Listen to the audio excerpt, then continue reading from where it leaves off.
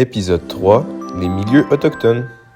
Bonjour tout le monde, bienvenue à ce troisième épisode de Quel est ton stage avec Maxime. Merci Maxime d'être venu. Bonjour. Donc aujourd'hui on va parler d'ergothérapie en milieu autochtone et Maxime a fait un stage. Où exactement? Est-ce que tu peux juste nous introduire un peu par rapport à ça? Dans le fond, j'ai fait un stage ça a duré à peu près 2 mois, c'est un stage de 9 semaines. Moi, j'ai fait à Mistassini, donc c'est communauté CRI. En fait, j'ai fait la grande majorité à Mistassini. Ça, dans le fond, c'est à peu près 1h30 au nord de Chibougamau. Puis ça, c'est environ, peut-être 8 heures de Montréal, là, je ne m'en rappelle plus exactement. Donc, au nord, c'est pas non plus le grand nord. J'ai pu y aller en auto, moi, de mon côté. Fait que ça se fait quand même bien. Sinon, c'est sûr qu'en territoire CRI, il y a d'autres communautés qui sont beaucoup plus éloignées. Là, si on parle de Chisasibi, Eastmain, toutes ces communautés-là qui sont presque inaccessibles en auto, là, tu prends l'avion, donc c'est vraiment plus au nord. Puis, est-ce que tu restais dans une communauté ou ça t'arrivait de bouger entre différentes communautés? Moi, j'ai commencé mon stage à Oujé-Bougoumou, donc pas à Mistassini, mais c'est pas très loin. C'est environ 1h30, 2 heures de route de là, qui est une beaucoup plus petite communauté. Puis après ça, la grande majorité de mon stage, je l'ai fait à Mistassini, justement. Fait que c'est sûr que, généralement, les ergos sont situés dans une communauté. Idéalement, on aime ça avoir un ergo par communauté. Mais pour les plus petites communautés, ou des fois par manque de personnel, tout simplement, il y a des ergos qui se retrouvent à faire plusieurs communautés. Comme c'était le cas de mon superviseur, qui faisait 3 communautés, dont Oujé-Bougoumou et Mistassini. Puis, pour une communauté, on dessert à peu près combien de personnes? C'est pas des énormes communautés. Tu sais, par exemple, Mistassini, c'est la deuxième plus grande communauté en population. Okay. Je pense qu'il y avait 4000 habitants environ. Sinon, Oujé-Bougoumou, c'était beaucoup plus petit. Il y avait peut-être entre 500 et 1000 habitants. Okay, quand même. Fait que, en tout, je crois que les communautés CRI, là, les 9 communautés ensemble, je crois que c'est 17 000 habitants. Fait qu'il y a Chisasibi et Mistassini qui sont environ 4-5 000 habitants. Puis les autres sont un peu plus petits. Mais c'est sûr que c'est une population des fois où il va y avoir un peu plus de besoins en ratio pour la population. Là. Fait que dans une population de 4000 habitants où j'étais, c'était quand même beaucoup de jobs, là. Il y a quand même beaucoup de besoins parce que c'est des populations souvent qui sont isolées et qui n'ont pas accès à beaucoup de services. En ergo, peut-être vu qu'on a une vision un peu plus holistique peut-être qu'on couvre peut-être un peu plus, une plus large éventail de services. Mais ouais, c'était pas une énorme population, mais quand même des besoins assez... Puis justement, par rapport à ces besoins-là, c'est quoi un peu les interventions que vous faisiez dans les communautés?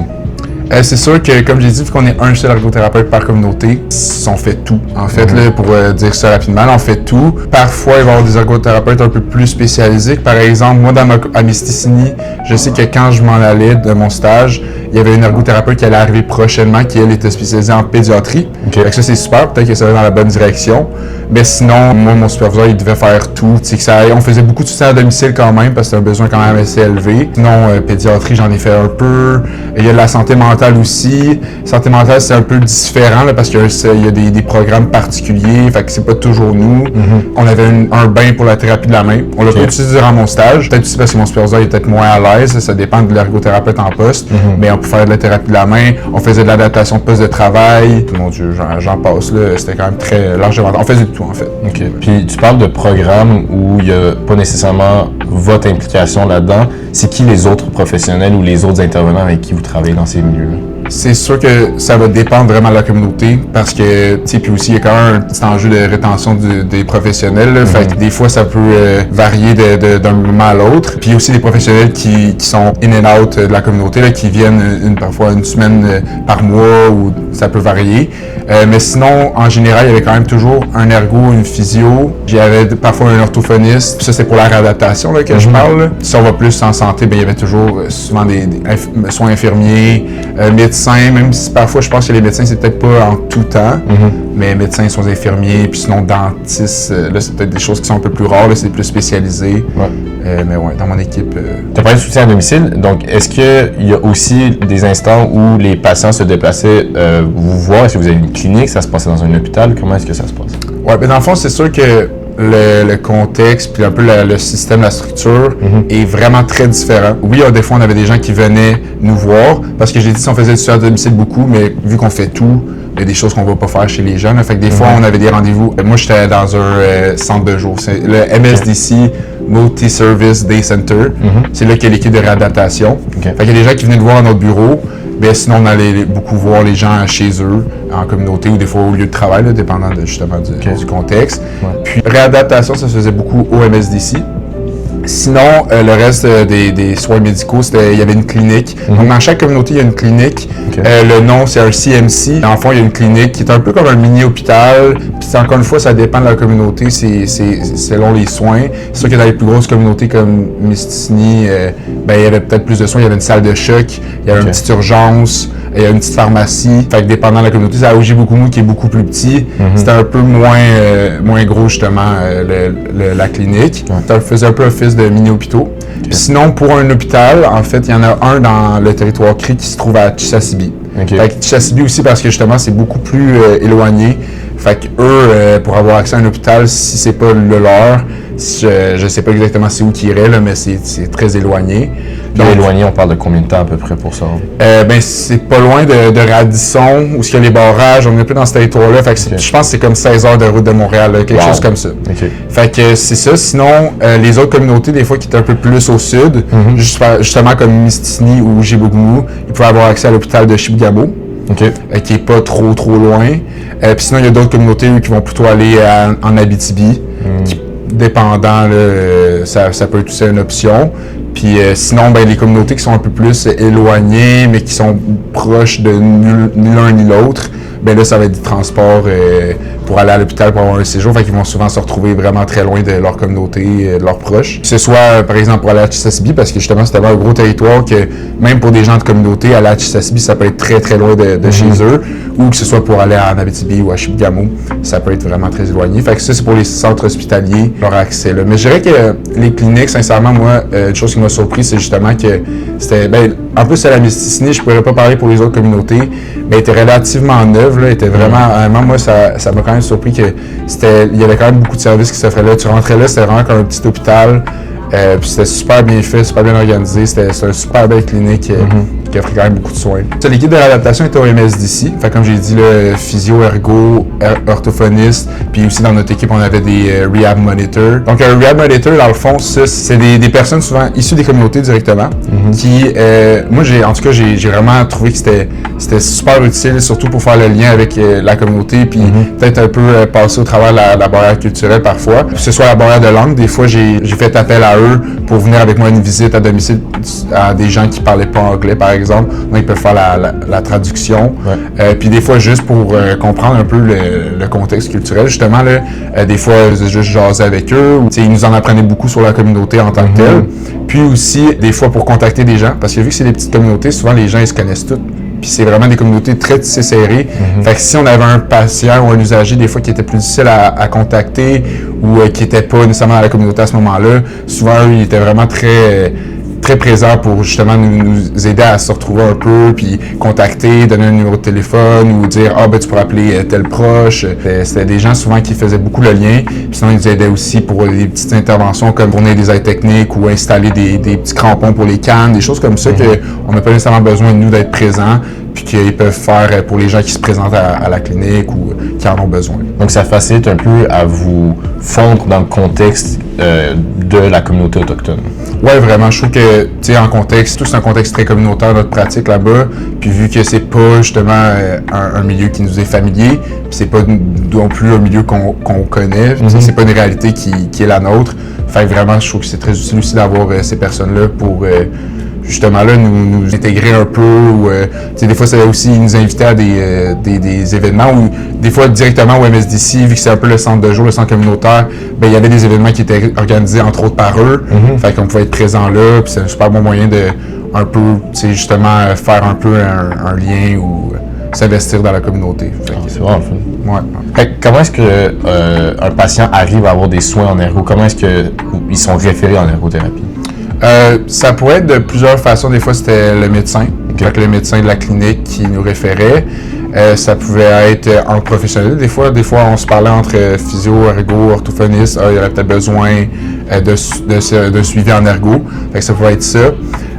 Puis des fois, je crois que ça pouvait être même une référence par eux-mêmes.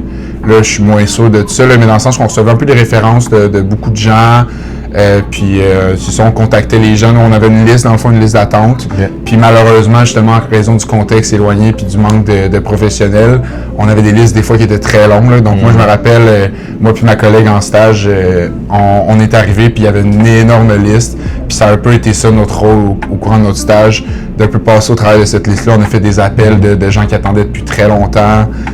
Donc c'était parfois un peu difficile là, parce que c'est des gens qui étaient un peu déçus ou frustrés du service. Là. Mais c'est ça, on appelait les gens puis on expliquait notre rôle, on demandait s'il y avait encore besoin de services en ergothérapie. Fait que ça pouvait varier, des fois il n'y avait plus besoin ou des fois il y avait encore besoin. Puis, fait qu'on appelait la liste d'appels, la liste d'attente. Puis on s'est dit un rendez-vous avec eux. Fait que c'est comme ça un peu qu'on faisait nos suivis. Justement, par rapport aux interventions que vous faites, ça ressemble à quoi, genre, une journée typique que vous avez dans une communauté? C'est sûr que journée typique, dans le sens qu'il y a comme vraiment pas de journée typique, justement, parce que les journées étaient tellement différentes d'une à l'autre. Okay. C'est vraiment, tu sais, c'est un contexte où il n'y a pas vraiment de routine. C'est beaucoup au jour le jour, puis ça se transpose aussi vraiment dans leur rythme de vie, puis dans un peu le mode de vie. Là, c'est vraiment différent de notre mode de vie à l'Octone, si je pourrais dire. Là. Fait que c'est un peu au jour le jour. On appelait quand j'appelle quelqu'un, souvent je suis du rendez-vous pour le lendemain. Okay. Le lendemain ou le surlendemain. Parfois même la journée même. Si en après-midi j'ai un trou, je les appelais puis je pourrais venir tout de suite. Fait que c'est un peu comme ça que ça fonctionnait. Puis quand que j'avais des trous dans mon horaire, ben là je l'utilisais pour faire de la rédaction de notes ou faire des petites interventions comme aller porter un aide technique ou aller porter un banc de transfert chez quelqu'un, l'installer, parce que ça c'est aussi quelque chose qu'on faisait puis qu'on fait pas nécessairement dans notre système au sud. Fait que fallait qu'on installe. Si mettons que la personne avait besoin d'un banc de transfert, j'arrivais chez lui, j'installais. Ça se faisait tout comme c'était beaucoup des interventions qui étaient très ponctuelles. Là. Il n'y avait pas énormément de suivi. Ou s'il y avait des suivis, c'était très sporadique. Donc, c'était beaucoup d'interventions ponctuelles. J'arrivais chez la personne, puis après ça, je faisais ma note, puis des fois, on fermait un dossier quelques jours après l'avoir ouvert. Là. Si la personne avait juste besoin de ça, on fait ça, puis on ferme le dossier. Puis sinon, aussi, un autre aspect, c'est que des fois, même si on avait un rendez-vous, ben, ça pourrait arriver pour tout plein de raisons, toutes des bonnes raisons, là, que le patient n'était pas disponible finalement à cette journée-là. Fait que c'est aussi beaucoup des fois d'appeler les patients la veille ou le jour même, soit pour leur rappeler le rendez-vous, ou encore pour confirmer que c'est encore possible. Puis dans ce cas-là, ben, si c'était plus possible, ben, là, on enlève le rendez-vous. Je pouvais appeler quelqu'un d'autre dans la minute s'il était disponible, ou sinon, ben, j'utilisais justement ce trou dans mon horaire pour faire de la rédaction de notes. Fait que c'était beaucoup de s'adapter. Beaucoup de flexibilité. Beaucoup de flexibilité, vraiment, tu sais, s'adapter justement un peu aux besoins des gens. Puis c'est ça, fait que c'était quand même, tu sais, je pense pas qu'il y ait quelqu'un qui est très rigide dans sa routine ou qui est très organisé. Je pense qu'il y a peut-être un peu de misère dans ce contexte-là. Moi, personnellement, c'est un contexte qui me plaît beaucoup. Les gens qui me connaissent, j'ai pas un horaire très, très organisé. Moi, j'aime ça un peu comme justement y aller un peu au jour le jour, puis un peu prendre le pouls de la situation. Fait que c'est différent, c'est très différent peut-être de la pratique ici, mais c'est tout aussi intéressant. Ouais. Donc, tu as parlé un peu rapidement de communication, mais comment ça se passait au niveau de la langue? Est-ce que vous communiquez en français, en anglais? Moi, je crois que ça peut peut-être dépendre un peu des communautés ou des nations. La nation CRI, c'est une nation qui parle beaucoup en anglais. Fait que moi, c'était complètement en anglais, un peu la vie de tous les jours, puis mes contacts avec mes usagers. Il y en avait quelques-uns qui parlaient français. Il y en avait aussi parce que des fois, les enfants, ils les envoyaient à l'école à Chibougamau, par exemple. Fait que des fois, les enfants parlaient un peu français. Des fois, les personnes âgées, par contre, parlaient plus CRI, justement. Ils parlaient moins anglais. Fait que c'est là souvent qu'il y avait plus une barrière de langue avec les personnes âgées. Sinon, avec la population générale, ça se faisait beaucoup en anglais, en tout cas avec nous. C'est sûr parce que justement, moi, je parle pas du tout le CRI. Donc, avec moi, ça se faisait en anglais. Donc, c'était pas mal ça. Puis, est-ce que tu sentais que parfois, ça pouvait causer problème dans la relation thérapeutique? Ou... Mais je dirais que la vie de tous les jours, je pense, se fait beaucoup en anglais. Puis moi, je suis très à l'aise en anglais. Fait que pour moi, il n'y avait pas nécessairement de barrière. C'est sûr que d'une personne à l'autre, d'un usager à l'autre, leur maîtrise de l'anglais pouvait peut-être varier. Comme j'ai dit justement, des fois, les personnes plus âgées, il y avait un peu moins de la maîtrise de l'anglais. Donc, c'était un peu du cas par cas, là, un peu comme n'importe où, des gens qui sont plus ou moins à l'aise avec les langues. Ouais. Donc, il n'y avait pas comme systématiquement une barrière de langue importante. Okay. Puis c'est ça, fait qu'avec les personnes âgées qui parlent moins anglais, justement, ben il n'y a pas de traducteur dans la communauté. Fait que soit que c'était les proches, les proches souvent étaient très, pouvaient vraiment nous aider parce que si c'est dans la communauté, il y a beaucoup de ménages intergénérationnels. Souvent, les proches sont très disponibles. C'est vraiment des familles tissées serrées. Fait que souvent, j'avais accès à un proche pour m'aider à traduire. Puis sinon, dans le cas où, par exemple, je me rappelle, à un moment donné, j'ai eu à aller intervenir que c'était un couple de personnes âgées, les deux parlaient pas vraiment anglais. Ben là, j'ai amené justement, comme j'ai dit tantôt, une assistante à l'adaptation avec moi pour traduire. Okay. Mais sinon, les proches vont être disponibles aussi. On sait qu'il y a eu beaucoup de problématiques au niveau de l'influence occidentale dans l'approche médicale au Québec, mais en général en Amérique du Nord. Puis ça a créé des froids, parfois entre les communautés allochtones et les communautés autochtones. Est-ce que tu as ressenti que ça a pu brimer un peu ta relation thérapeutique? Puis si oui, comment est-ce que tu as essayé de contourner ou de faciliter un peu cette approche-là? Bien, c'est sûr que quand on fait notre approche, c'est différent d'approcher un peu dans cette population-là que quand je suis ici à Montréal, là, c'est sûr. Parce que, encore une fois, c'est un contexte qui m'est pas familier. C'est pas une réalité que moi je vis. Puis, tu sais, on peut parler de la réalité aujourd'hui, comme la réalité, v'là 30 ans, v'là 100 ans, on peut aller loin. C'est une réalité complètement différente de la nôtre. Puis, il faut aussi être au courant de ces enjeux-là. Il faut quand même le considérer. Tu peux pas juste arriver là. Fait que, c'est beaucoup dans un peu la façon qu'on approche, puis la façon qu'on va offrir nos soins.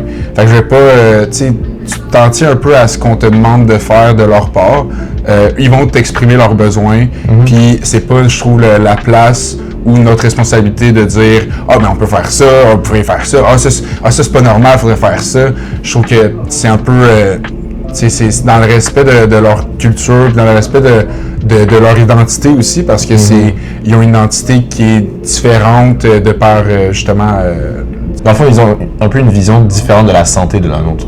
Ouais, ils ont une vision différente de la santé. Dans le fond, vraiment, quand on intervient, moi, je pense que c'est très important de faire la balance entre, à la fois, c'est sûr, notre rôle professionnel puis notre expertise là, dans notre domaine, parce qu'on veut pas non plus mettre ça complètement de côté. Là. Je suis quand même là pour faire de l'ergothérapie puis amener un peu mon expertise dans ce domaine-là. Puis c'est ça, faire la balance aussi avec le fait qu'on ait des invités dans cette communauté-là. Donc, il faut vraiment aussi prendre conscience de ça.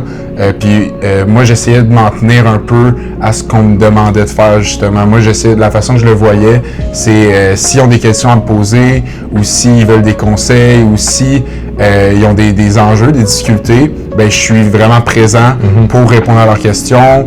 Ou si ils me disent que, justement, si on prend un exemple d'une personne qui a de la misère à faire son hygiène, ben là, je peux vraiment dire qu'est-ce qu'on peut faire pour l'aider, les moyens qu'on peut avoir, mais ultimement de pas imposer des moyens ou de pas dire « Ah ben ça, c'est ça qu'on doit faire pour ça ». Tu sais, c'est juste de proposer un peu, je suis là pour proposer mon expertise, proposer ce que moi je connais, ce que moi j'ai vu dans ma pratique avant, dans mes stages, dans mes autres stages ou à l'école, puis ben c'est à eux un peu de me dire que ah oui, ça c'est une bonne idée, puis j'aimerais ça qu'on avance avec ça. Enfin, offrir des recommandations au lieu d'imposer des obligations. Exactement. Puis c'est sûr que c'est toujours intéressant de glisser des conseils ou de poser des questions. Fait qu'il faut pas non plus complètement s'arrêter puis rester distant et froid avec nos usagers, mais quand même de pas arriver avec une attitude qui est justement une attitude paternaliste ou une attitude qui est comme overwhelming, si on veut, une attitude qui ferait en sorte qu'ils me verraient encore une fois comme quelqu'un qui vient imposer mes connaissances, comme si moi je connais tout, il connaissait rien. Donc, c'est de faire la balance vraiment entre à la fois ton expertise en ergothérapie, puis en même temps ton humilité un peu face à une culture que tu connais pas, puis une réalité qui sont les experts de cette réalité-là. Oui, 100%. Pour finir, comment est-ce que tu vois un peu l'avenir de l'ergothérapie dans les communautés autochtones? Ouais, ben c'est sûr que, tu sais, moi j'ai une expérience de 2 mois de stage, je ne vais pas non plus prétendre comme un expert, mais moi je trouve que nos cours à l'école sur justement les communautés ou un peu sur le lien. Je trouve que moi, ça m'a aidé. Puis je trouve que c'est des cours super pertinents, des cours qu'on n'avait pas nécessairement avant. Fait que je crois que ça va dans la bonne direction dans ce sens-là, dans le lien aussi, parce que moi, quand je suis arrivé là-bas, c'était une communauté que j'ai trouvée tellement accueillante, tellement bienveillante, qui était ouverte à nous, puis qui voulait en apprendre sur ces choses-là. Puis c'est sûr qu'en plus de ça, avec la difficulté de rétention des professionnels, il faut trouver une certaine stabilité à ça. Puis autant qu'on pourrait rester là-bas longtemps, ultimement, je trouve que ce serait incroyable d'avoir justement des professionnels issus de ces communautés-là qui connaissent à la fois l'expertise que moi je pourrais donner, mais à la fois aussi leur contexte puis leur réalité. Fait que je trouve que ça pourrait tellement enrichir les soins en ergothérapie dans les communautés.